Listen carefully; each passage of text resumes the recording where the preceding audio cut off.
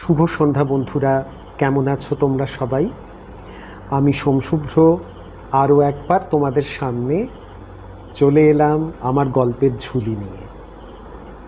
গত ভিডিওতে আমি তোমাদের জিজ্ঞাসা করেছিলাম যে নিজের অত্যন্ত পরিচিত পরিবেশে, ধরে নাও নিজের বাড়িতে, এমন অদ্ভুত কোনো ঘটনা, এমন অদ্ভুত কোনো মুভমেন্ট যদি তোমাদের চোখে পড়ে তখন কীরকম লাগবে। আমার নিজের অভিজ্ঞতায় এরকম কিছু ঘটনা আছে। আজ সেই ঘটনাগুলোই তোমাদেরকে আমি বলবো। কয়েক বছর আগের কথা, ধরো বছর 3 আগের কথা, এক্স্যাক্ট ইয়ারটা আমার মনে নেই। আমার একটা বদ অভ্যেস আছে বলতে পারো। আমি না অনেক রাত অবধি জেগে জেগে কাজ করতে ভালোবাসি। মানে রাত্রিটা হচ্ছে আমার সবচাইতে প্রিয় সময়। আমি সেই সময়ে হয়তো বই পড়ি, ছবি আঁকি, সিনেমা দেখি, কিছু না কিছু একটা করি। বেশ রাত অবধি জাগার আমার অভ্যেস। এরকমই একদিন আমি রাত অবধি জেগে আমাদের নিচের তলায় আমার সিস্টেমে, আমার কম্পিউটারে আমি বসে বোধহয় কোনো ফিল্ম দেখছিলাম বা এরকম কিছু একটা করছিলাম। অনেকটা রাত হয়ে গেছে। আমি ওখান থেকে উঠে সিস্টেমটাকে বন্ধ করে এবারে বাইরে বসার ঘরের বাতিটা নিভিয়ে দিয়ে দোতলাতে আমার শোবার ঘরে আসবো। আমি যখন আসছি তখন আমি লক্ষ্য করলাম যে আমাদের বসার ঘরে একটা ডিভানের ওপরে আমার স্ত্রী চৈতির একটা হাউস কোট রাখা আছে। ওটা রোজ রাত্রেই ও রেখে দেয় ওখানে, কারণ সকালবেলাতে ঘুম থেকে উঠে ওই হাউস কোটটি পরেই ও কাজকর্ম শুরু করে। কিন্তু সেই হাউস কোটটা সেদিনকে একটু অগোছালোভাবে রাখা ছিল। মানে কি হয়েছে, সামহাও হাউস কোটটার অর্ধেকটা অংশ না পড়ে গেছে মাটিতে। তো কিছুটা মাটিতে ঝুলছে, কিছুটা ডিভানের ওপরে রাখা। তো এই রকম আমি না এটা নোটিস করেছি। করে আমি জাস্ট দরজার কাছে এসে সুইচ বোর্ডে হাত দিয়ে আলোটা নিভিয়েছি। আর ওই সময়টুকুর মধ্যে ওই হেঁটে এসে সুইচ বোর্ডের আলো নেভানোর সময়টাতে আমার মনে হলো যে না, আমি না এটাকে ভালো করে গুছিয়ে ওপরে তুলে দিই। এরকম মাটিতে অর্ধেকটা ঝুলছে, ভালো লাগছে না। আমি সুইচ অন করে জাস্ট আমি পেছনে ফিরেছি। ফিরে আমি দেখছি, বিশ্বাস করবে না, হাউস কোটটা পুরো তোলা, তার নিচের অংশটাকে খাটের ওপরে তোলা, এবং খাটের কোণের বেড কাভারের অংশটা সেটাও ওপরে তোলা, তলার ম্যাট্রেসটা বেরিয়ে আছে। ইম্যাজিন, ওই 2 সেকেন্ডের মধ্যে। মানে আমি জাস্ট হেঁটে এসেছি, আসার সময়তেই আমার মাথার মধ্যে ওই প্রসেসটা চলছে যে আমি ওটাকে তুলে রাখবো। লাইটটা অফ করেছি, সঙ্গে সঙ্গে লাইটটা আবার সুইচ অন করেছি এবং পেছন ফিরে তাকিয়েছি। ওইটুকু সময়ের মধ্যে, ওই 2 সেকেন্ডের মধ্যে এই ঘটনাটা ঘটে গেছে। মানে কেউ একজন খাটের ওপরে বেড কাভার সমেত হাউস কোটটাকে তুলে দিয়েছে।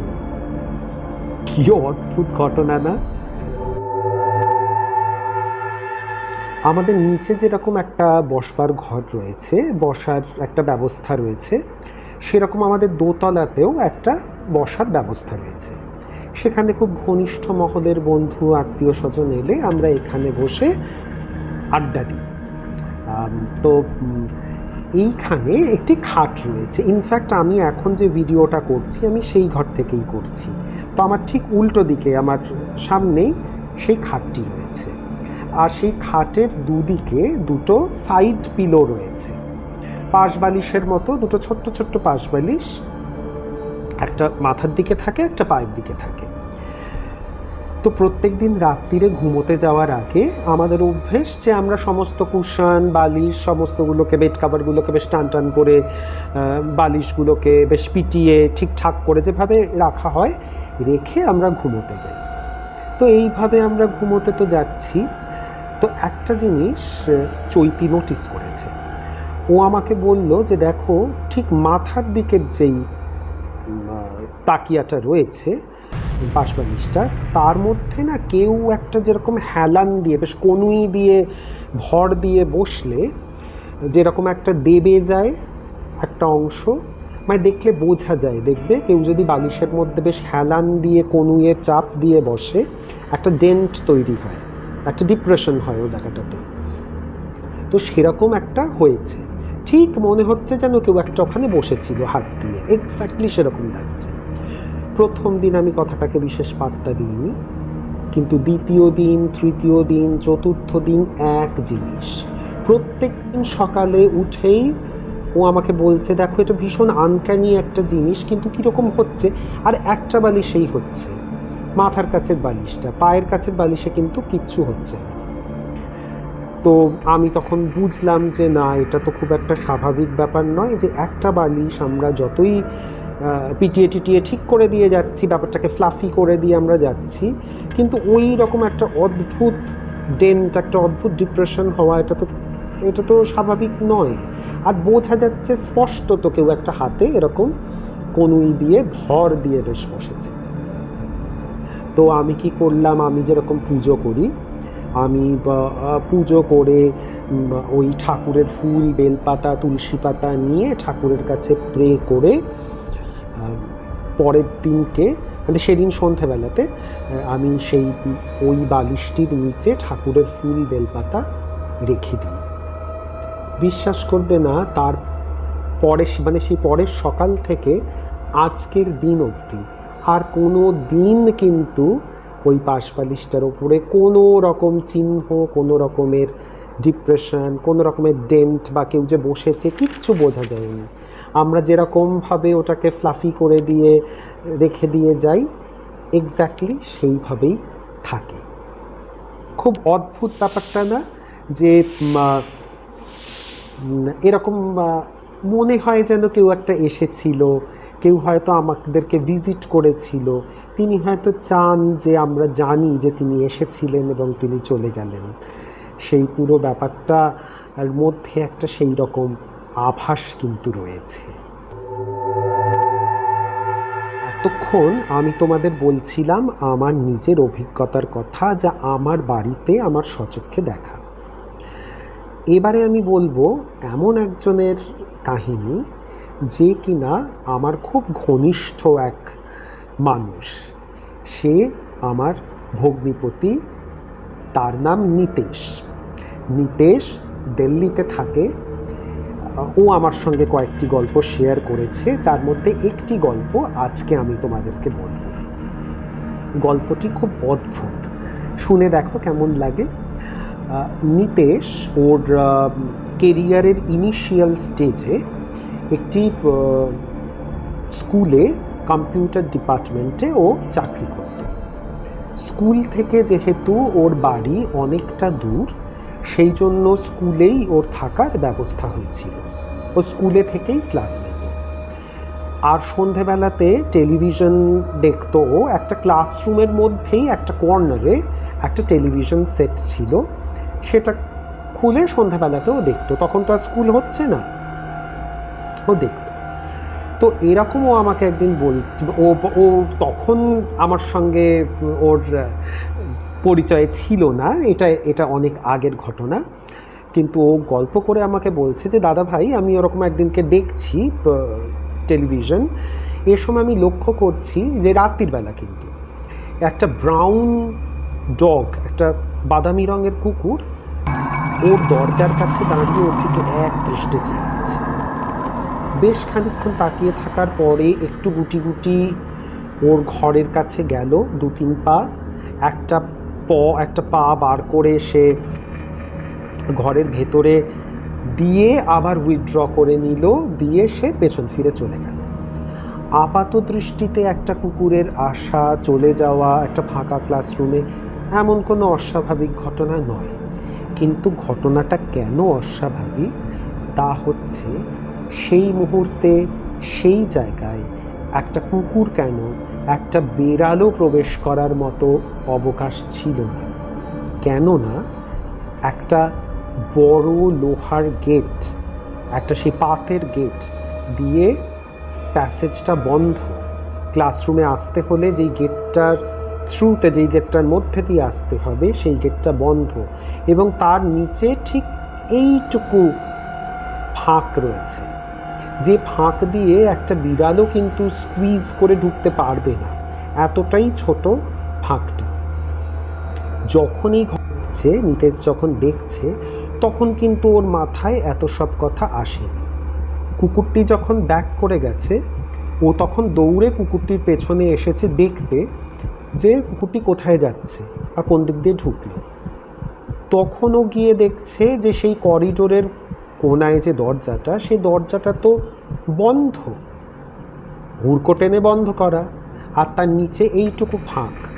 মানে স্কুল বাড়ির চিন্তা করা একটা লম্বা করিডোর, একটা প্যাসেজ, তো সেখান দিয়ে তো একটা কুকুরকে ছুটে যেতে কিছুটা সময় লাগবে, আর ও চট করে পেছনে পেছনে এসছে। ও দেখছে কুকুরটা পুরো ভ্যানিশ, কুকুরটা কোথাও নেই, আর ওই দরজাটা ওরকমভাবেই বন্ধ রয়েছে, এবং ওটাই মানে that was the only way যেটা দিয়ে ও কিনা কুকুরটি আসতে পারে এবং যেতে পারে, যেটি হুড়কো দিয়ে বন্ধ, আর যার তলাতে এইটুকু মাত্র গ্যাপ।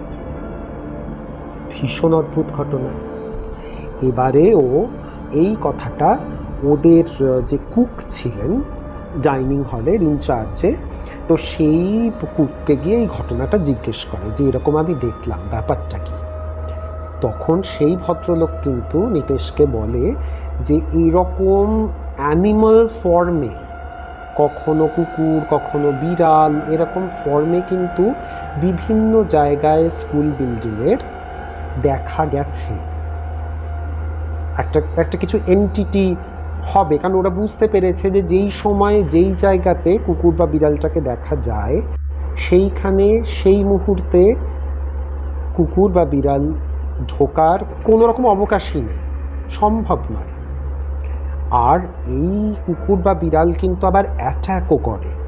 যেমন এই ছেলেটিকেই বিড়াল একটি অ্যাট্যাক করেছিল, সে কোনোভাবে তার হাত থেকে বেঁচে যায়, কিন্তু হি ওয়াজ অ্যাট্যাকড বাই এ ক্যাট। সেইটাও এরকমই একটা অস্বাভাবিক এন্টিটি ছিল, কিন্তু নিতেশকে সামহাও সে অ্যাট্যাক করতে পারেনি বা তার কাছে গিয়ে পৌঁছতে পারেনি, হয়তো কোনো দৈব প্রভাবে।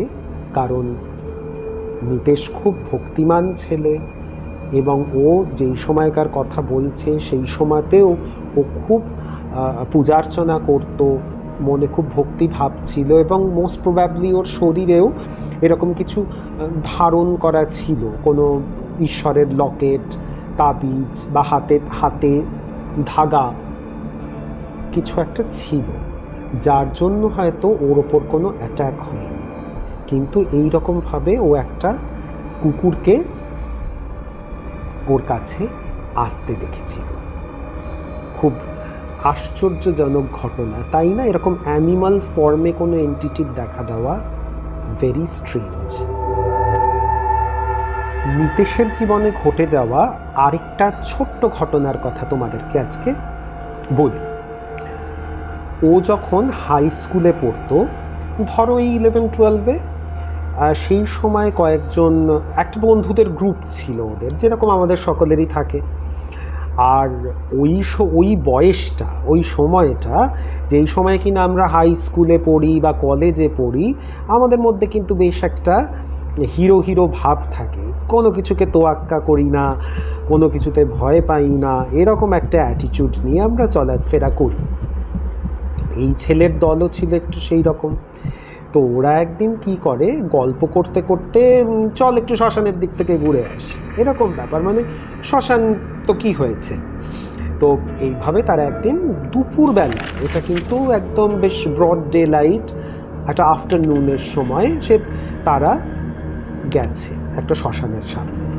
শ্মশানে ওরা ঢোকেও, ওরা শ্মশানের বাইরে একটা বড় গাছের তলায় দাঁড়িয়ে সাইকেল টাইকেল নিয়ে ওরা 3-4 জন ছেলে গল্প করছে,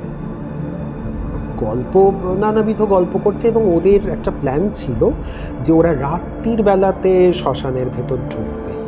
আমাদের হতো না সেই পুরোনো দিনে কিন্তু হয় অনেকে একটু বাজি রেখে একটা চ্যালেঞ্জ নিয়ে যে কে শ্মশানের ভেতর ঢুকে ঘুরে আসতে পারে রাত্রির বেলাতে, এরকম দেখবো কার কত সাহস, এরকম একটা ব্যাপার তো থাকে।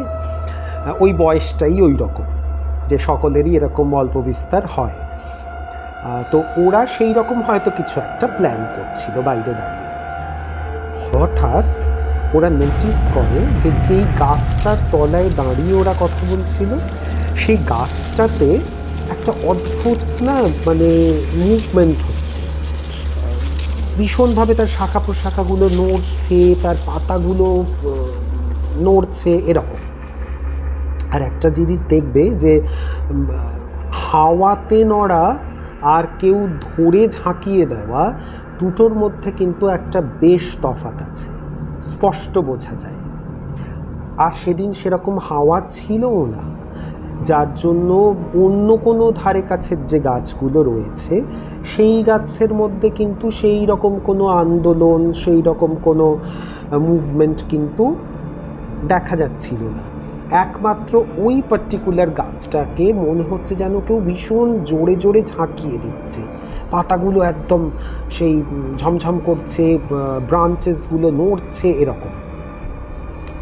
খুব স্বাভাবিক, বুঝতেই পারে ওরা যে এটা ন্যাচারাল কোনো ব্যাপার নয়, এর পেছনে অন্য রকম কিছু একটা এজেন্সি, অন্য কিছুর একটা হাত রয়েছে। ওরা সঙ্গে সঙ্গে সেই জায়গা ত্যাগ করে। ঘটনাটা এতটুকুই, কিন্তু ঘটনাটা খুব অদ্ভুত। এরকম ঘটনা কিন্তু আমি বেশ কয়েকজনের কাছ থেকে শুনেছি যে যেখানে একটা পার্টিকুলার গাছে অদ্ভুতভাবে আন্দোলন হচ্ছে, অদ্ভুতভাবে তার একটা মুভমেন্ট হচ্ছে, তার শাখা প্রশাখা সমস্ত কিছু কেঁপে কেঁপে উঠছে, কিন্তু বাকি গাছগুলো শান্ত। তার মানে কি তার ভেতরে কেউ বাস করছিল, কেউ কি ছিল?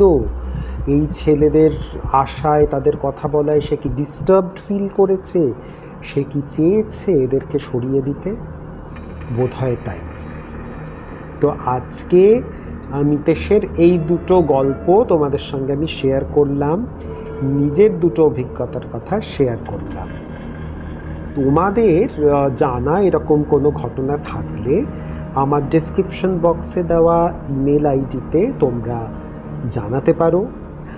আমি তোমাদের হয়ে গল্প আমার চ্যানেলে বলেও দিতে পারি যদি তোমরা চাও। তো আমি কিন্তু খুব উদগ্রীব তোমাদের কাছ থেকে গল্প শোনার জন্য, আর তোমাদের ফিডব্যাক অবশ্যই কাম্য, যে তোমাদের কেমন লাগছে গল্প, কেমন লাগছে আমাদের কন্টেন্টসগুলো, সেগুলো তোমরা অবশ্যই আমাদেরকে জানাও।